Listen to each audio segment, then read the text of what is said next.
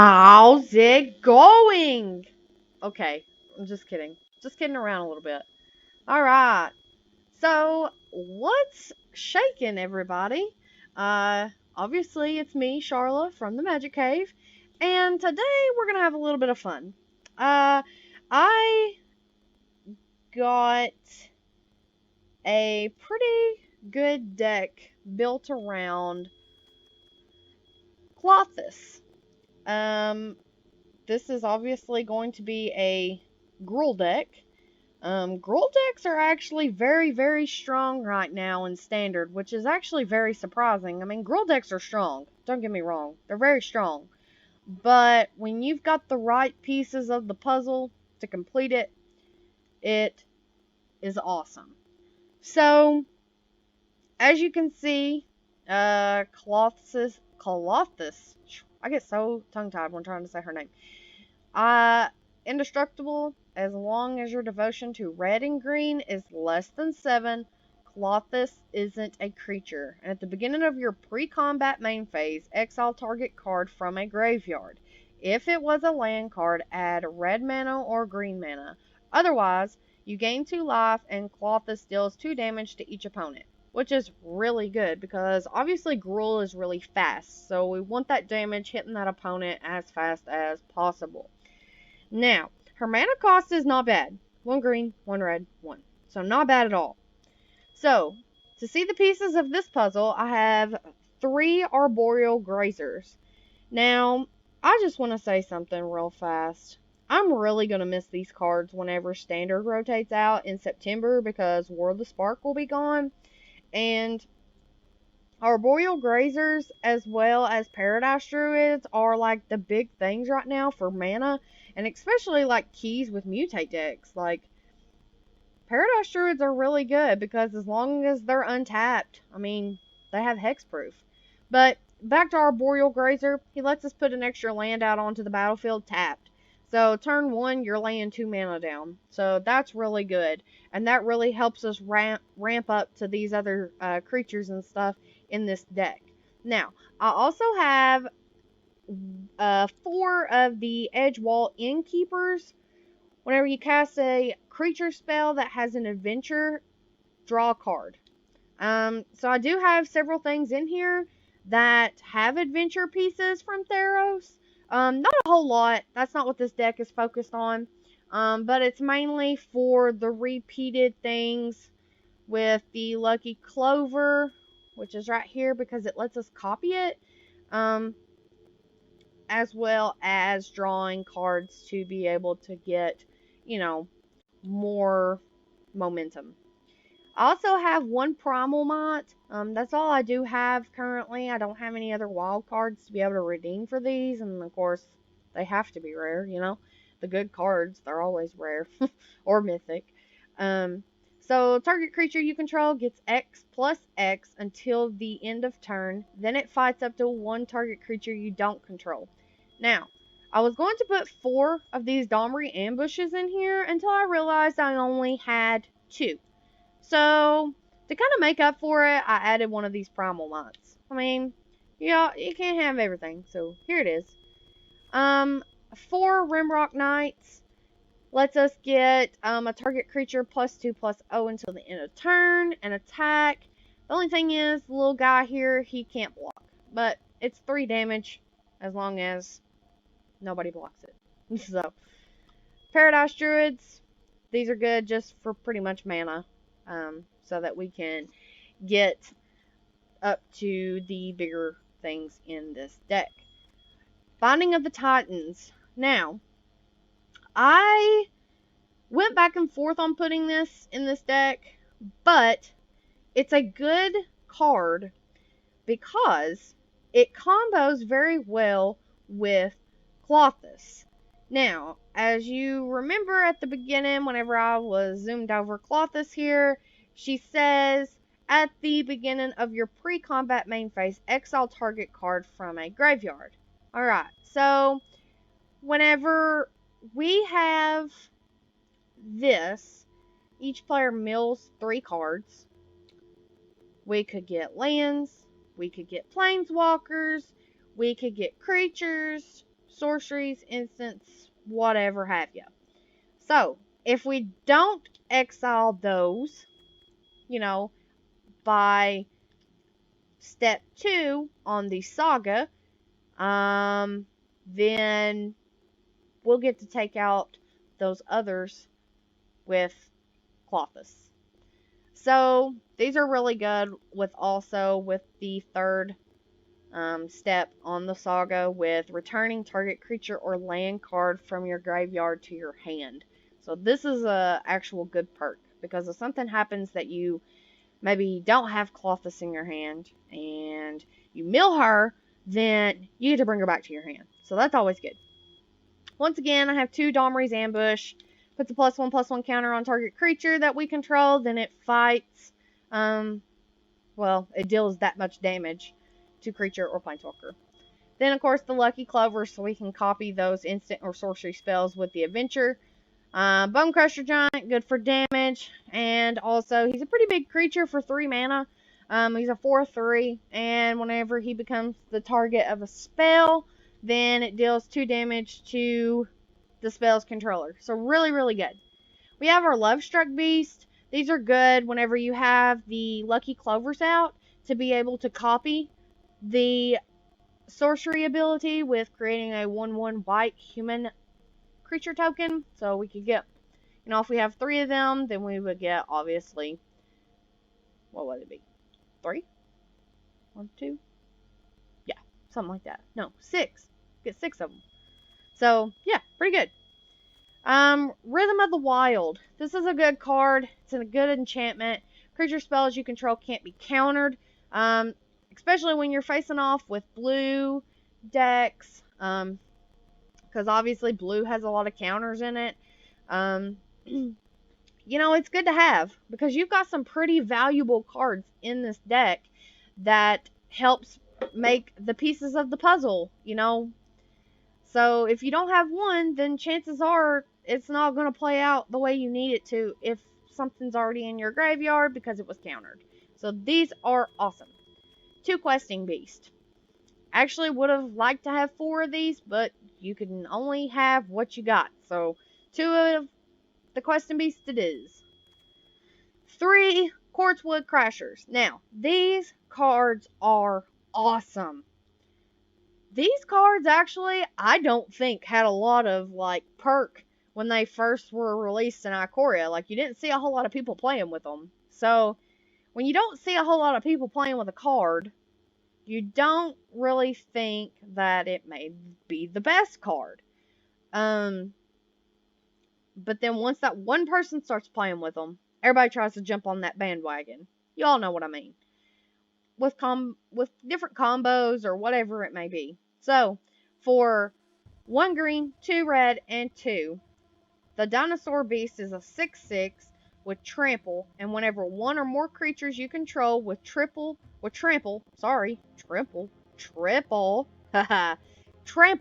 deal combat damage to a player, create an XX green Dinosaur Beast creature token with trample, where X is the amount of damage those creatures dealt to that player. So if this 6/6 comes out, does damage, full 6 damage, you're going to create a 6/6 beast green dinosaur token. That's awesome because you're getting a second green whatever. You're getting a second green dinosaur token that's a 6/6. Then that becomes a little intimidating. Embercleave. I only have 1, but if you're making this deck or something similar to this deck, obviously you're going to want to have 2 or 3 of these. When I get my next mythic, I'm probably going to get another Embercleave because there are several perks to having this in here. If you've only got 1 of them, your chances of pulling it is not very high. And that becomes a problem because if you're really needing it and you're not going to get it, then it could really mess up your whole game. But it's a good card to have in here. Like I said, I wish I had more than 1. Then I have Beanstalk Giant, just because he lets us look for a basic land card in our library. So that perk's really good with the Lucky Clover as well as Edgewall Innkeeper. So really good. And plus, his power and toughness is equal to however many lands you control. So if we're ramping up and we've got like 9 lands out on the battlefield already, this creature's coming out for 7 mana as a 9/9 or 10/10. It's constantly increasing based on how many lands you have out on the battlefield. 1 Castle Embereth, 9 mountains, 12 forests, 2 stomping grounds. This is a shock land, lets you pay 2 life, and 2 Fabled Passage. Now, I debated on whether or not I wanted to put my 2 Castle Garenbrigs in here, but Castle Garenbrig only gives you green mana. I do have quite a bit in here with green, but I feel like the Castle Embereth does better than what I would need the Garenbrig. So, obviously, there's, I think, 63 cards in here. 64, oops. 65 cards. So, it's actually a really fast deck, really fun to play, and I'm really excited for you all to get to see this. I've debated on whether or not to build this deck for a while because I really, really like the abilities that Klothys has. I mean, constantly taking damage until they get rid of it, obviously. Because it is indestructible, and the only way to get rid of it is exiling that keyword on something with destroy does not get rid of her. So, let's just go ahead and get to it. I'm super excited to let you all see how it works. Now, I'm going to actually try playing in ranked with it. I've played in ranked a few times with it already, and it's boosted me up a couple of pips. I've been fluctuating between Platinum Tier 4 and Platinum Tier 3. Yesterday, I was playing, and I was actually pretty upset. I was actually playing the other deck that I made that I will be doing a video on either later on, maybe tomorrow, maybe later. Don't know when it'll be updated because Trav has a video that he wants to get uploaded because I feel like it'll be good. So, I will be featuring that deck later, but I was having a pretty good win streak with it, you know? And yesterday I just ran into a lot of problems with not being able to draw mana. I wasn't being able to get everything out the way I needed to. I ran into a lot of aggro red decks, and it made it very hard for me to win, and I wound up dropping back down, and I was like 2 pips away from tier 2. So this season, not sure if I'm going to be able to make it out of platinum, but let's hope I can. So anyways, here goes Klothys. Now, there is not a whole lot of, what do you say, removal in this deck. There's not shocks, there's not lava coils, there's not, there's not a whole lot of, like, main board removal. Yes, you have the Domri's Ambush, you have the Bone Crusher Giant, 2 damage, but that's about all you need. You don't really need a whole lot of removal in this deck. Okay, so we had a good hand starting out. We have the 1 mana, 1 red and 1 little Rimrock Knot. We have our Innkeepers, so those are good, and we also drew our Binding of Titans, so that's really good. So we're going to go ahead and play our Innkeeper, because what we're going to try to do is we're going to try to get this little guy out so that we can get our card draw up, and it will also double the card draw if we get the other one out. But, just kidding, we got the shock coming. I probably should have seen that coming. Are they playing a Gruul deck as well? Kind of looks like it. Okay, so this will work out really good. So we have our Innkeeper. Then we're going to play our Arboreal Grazer so we can get this mountain out. So we're going to go ahead and put that out. And now we wait. Now, I wouldn't be surprised if they did like another shock or maybe something different. Not 100% sure. Oh, what is this? Okay, Warden of the Chained can't attack unless they control another creature with power 4 or greater. Okay, great. So, if we put the +2/+0 on our Innkeeper, he'll only become a 3/1. So he would die. If we put it on our Arboreal Grazer, he would only be a 2/4. So he would die. So we're going to go ahead and put our Binding of the Titans out. Just because we need to be able to see what's happening. Okay. So example A. We milled our Klothys. We milled a Lovestruck Beast. And we got pretty good stuff. Oh, wow. We got rid of a Fiery Emancipation. That's really good. Alright. So we're going to just go ahead. We're not going to play the Rimrock Knight's ability just yet because I feel as though it would not benefit us right now. If we attacked with him, either one of them, they would die. Well, this one, yeah, they would die. So they're probably going to kill our Innkeeper, which wouldn't surprise me. Or maybe they have a Return to Nature to get rid of an enchantment. I've been seeing a lot of people play those here lately. Like, putting them actually in their main board. Like, that's more of a sideboard card for me. I feel like that's a sideboard card. Me and Travis was talking about that, not too long ago. He doesn't understand why people are keeping those Return to Natures in their actual main board. Like, that's more of a sideboard card. But to each is their own. Okay, so we're going to go ahead. We're going to get rid of their Thunder Shaman. And let's see. Unfortunately, we're going to get rid of our Lovestruck Beast. And we're going to bring Klothys back next turn. So we're going to gain 2 life. Because it's a 1 life for each creature card. Which is awesome. So. He's changing his little dog over here. That's fun. We're just going to play Rimrock Knight straight out. Because it would be really no purpose to play the sorcery part of him right now. It would just be pointless. Because if we attacked with the Edgewall Innkeeper or Arboreal Grazer, they would die. Let's go ahead and put this one up. It's not legendary. We can have 2. Go ahead and mill them some more. That's always fun. Okay. So it looks like we got our other little Rimrock Knight. Even though we've got 2 here. Okay. So we're not going to attack. We got a Zertal Goblin and 2 lands. So that's not too bad. But I would have preferred if we would have got some more creatures. Okay.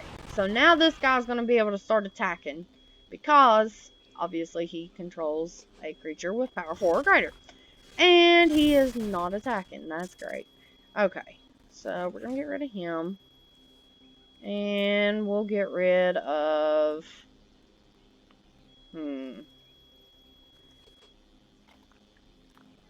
Let's get rid of our Rimrock Knight.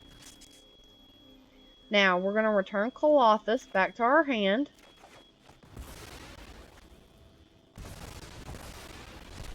Perfect. Now, next turn, we are going to bring back our Edgewall Innkeeper. Then, we're going to play him, then play our Rimrock Knight. Then by that time we put him out, Klothys will be a creature then, and we'll be able to start attacking with her, and we'll be able to hopefully start knocking some damage out. Now we could maybe see like a growth spiral at some point. Okay, they have Nalia, which is not bad. I like the perks of Nalia. I went back and forth on putting her in here just to be able to look at the top card of our deck to see. But it does cost, I think it's 3 mana. Yeah. 1 green and 2 to be able to reveal the top card. And then, of course, if it's a creature card, you get to, I think, put it in your hand. Yeah. Alright, so here we go. We're going to return the Innkeeper. And then we're exiling their Fiery Emancipation. I know they don't really have stuff in green a whole lot to bring stuff back, but we've got to get rid of as much as we can. So 2 damage to them. We gain 2 life, which is perfect. Gonna go ahead and play our forest here. We're going to play this Edge Wall Innkeeper here. Now, what we're going to do is we are going to play our Rimrock Knight, the spell part. We're going to target this little guy. Now, we're going to make him a 5/1. We're going to attack. Granted, they're probably going to block him. I would, because it would kill him. But they may take it. But I don't see them doing that. They're probably going to growth spiral. That's the same thing to me. Giant growth. Yeah, I expected it. It happens. You see a lot of that in green here lately.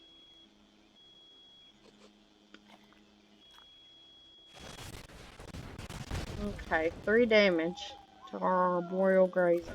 Interesting. I didn't expect that. I mean, if that was me, I would have saved it on something else. Okay, Zertog Goblin. They don't have the mana to play right now. Okay. We're not gonna block. Don't want to. Alright. So let's go ahead and get rid of shock. Now we've got to keep paying attention because the growth spirals is depending on how many are in your graveyard to, you know, make it bigger. So we are going to Domri's Ambush. We're going to put it on this guy.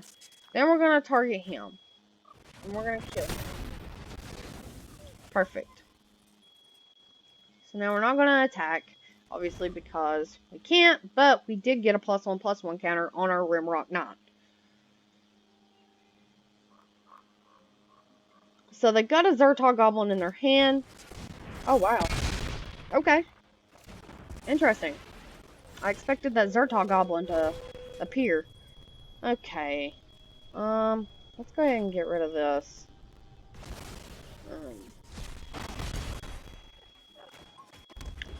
Okay, so we have enough to play big boy here. And we're going to. Because, yeah. We're going to attack with Klothys now. Perfect. 10 health. It's perfect. So now, depending on what they play next turn, which is probably going to be that little Zertog Goblin, they're probably going to give it a +1/+1 counter. That's what I would do. Oh, what does he do? You may have this creature assign its combat damage as though it weren't blocked. Oh, wow, interesting. Okay, cool. So now we're kind of running into a little problem here. Next time we're going to be able to play this other Quartzwood Crasher, which is fine with me.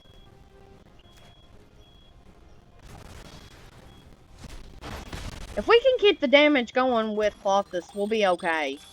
We can have them killed. Because it's 2 damage each turn. We're going to grab a red. We're going to go ahead and play this other Quartzwood Crasher. Because I feel like he needs to be out right now. Definitely, definitely. And we're going to attack with Quartzwood Crasher and Klothys. Nalia will probably block Quartzwood Crasher. Wow. No?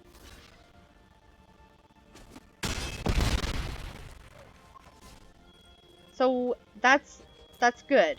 Even though we didn't get a beast token because the 6 went to her because her toughness was 6. But we did eliminate one of their own, which is fine with me. Okay, so they used Skewer of the Critics and got rid of our little Edgewall Innkeeper, and they gave up. Well, it was a pretty good run. I mean, I'm not going to complain about it. That was good. I mean, that was pretty good. And we made it back up into tier 3, so not bad. I do feel like it moved a little slow this turn. I really feel like, I mean, right now I feel like it's a really good deck. I really do. But always know that every deck can always be improved. I just feel like there might be some card that I just really need in this deck to make it a lot better. You know, that one little card can make it 10 times better. So this is a pretty good hand, turn 1, because we're going to be able to pop that other land out. So by turn 2, we'll be able to play either the... We'll be able to play actually both, because we'll be able to put that other mountain out. We'll be able to play the Innkeeper and Binding of the Titans, because 1 green and 1 red, and then the green. Yeah, we're pretty good right now. Like I said, I debated on putting Dahlia in here, just because you can look at the top card of your deck, but I feel like there needs to be something.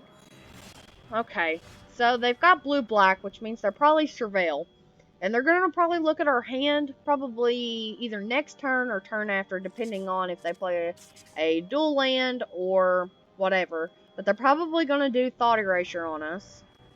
Wouldn't surprise me. That's a typical card you see in Dimir. So they're probably going, just say if they look at our hand this turn, they're probably going to take the Binding of the Titans. Okay, that's even more. Okay, so considering right now we don't have anything in our hand with an adventure, we could go ahead and get rid of this Lucky Clover, because we need to be able to start getting rid of their stuff before they get rid of ours. So we're definitely wanting to keep this. Edgewall Innkeeper is good to have out because, one, you've got a creature on the battlefield so you can block or whatever you need to do. Then we've got a little bit of removal if push comes to shove. We can very easily pop that on that and kill that burglar rat. So let's go ahead and get rid of our Lucky Clover. We're going to go ahead and put the mountain out. Now, we're going to go ahead and tap 1 green, 1 red. And we're going to play Binding of the Titans. We're going to go ahead and mill them. And it looks like we got a Teferi? No. We got, yeah, a lot of stuff happening right there. So, we're going to go ahead and put him out. Now, depending on what I pull next turn, because we're definitely going to exile this. Oh, wow. Okay. He's getting rid of the burglar rat. So, let's get rid of, because we're going to want to ambush. So, if we ambush and just put a +1/+1, that's only become a 1/4. It wouldn't be enough to kill him. But if we did this, we could kill him. So, let's go ahead and get rid of our Grazer. Alright, we're going to get rid of the burglar rat. We're going to get rid of the reflection. I think that's what that is. Put our mountain down. Now, we're going to go ahead, put that here, and we're going to go ahead and get rid of him. Perfect. So now our Innkeeper's a 2/2, which is not bad. But they can always kill it. It's black. Or return it back to our hand. Whoa. Okay, so they have a ley line. Great. Okay. Let's go ahead and get our Druid. We definitely want that Druid out. Gonna go ahead and attack for the 2. Pills Burger? What a weird name. Okay, so they have Assassin. Interesting. We have enough to play quartz wood, which is good. We don't want to attack with the druid, just because right now we need her for whatever purpose. Okay.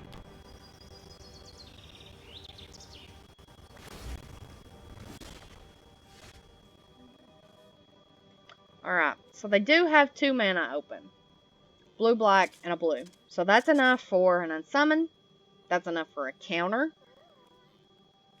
So what we could do is we could go ahead and attack with the 2/2 and the 6/6. And hopefully, if that 6/6's damage goes through, we will get another token. But they're doing something. More than likely, we're going to return that Crasher back to my hand. That's what I feel like is getting ready to happen. Right whenever we declare attackers, they're probably going to unsummon it back to our hand.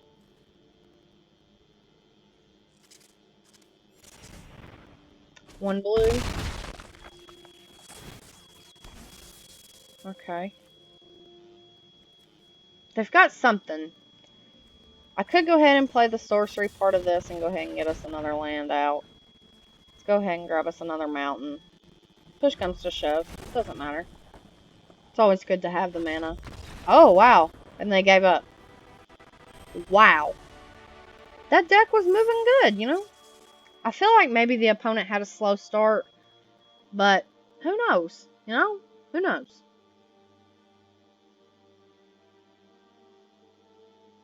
But, yeah, that was my Klothys deck. You know, feel free to message, us, not necessarily message us, but leave a comment, down below if you have something similar in a Klothys deck, or if you have one of your own, or as I mentioned before the start of this past game, maybe there's a card that I should maybe get if you think this deck might, benefit from it, because every deck can be improved. I do think that there is a card out there that can make this deck better, but all around, it's a very fun little deck to play. It really is. As you can tell, we made 2 people give up, but I don't necessarily think that was because the deck was just so bad. I don't think that's it. It just ramps up really quickly, and that's kind of what you need. You need a deck to move quickly so that you can go ahead and start getting that damage in. But yeah, remember to, if you like our content, go ahead and give us a subscribe. Also, if you like the video, go ahead and give us a thumbs up. And also, go ahead and give us a follow on our social media. All of that is on the next screen. We have been telling you all that we're trying to get started on Twitch. We're just trying to upgrade our sound equipment a little bit, because we do know that our sound is not the greatest right now, and we do apologize for that. It's just really hard right now because, the pandemic, job-wise, because all of that thing, all of those things, take finances. So, when you're kind of on a top budget right now, you just kind of got to work with what you got. But that is all I have for you guys, and I hope that you enjoyed the video. And like I said, remember to subscribe, thumbs up, and also turn on your notifications. That way you're notified every time we upload a video. See you later, guys.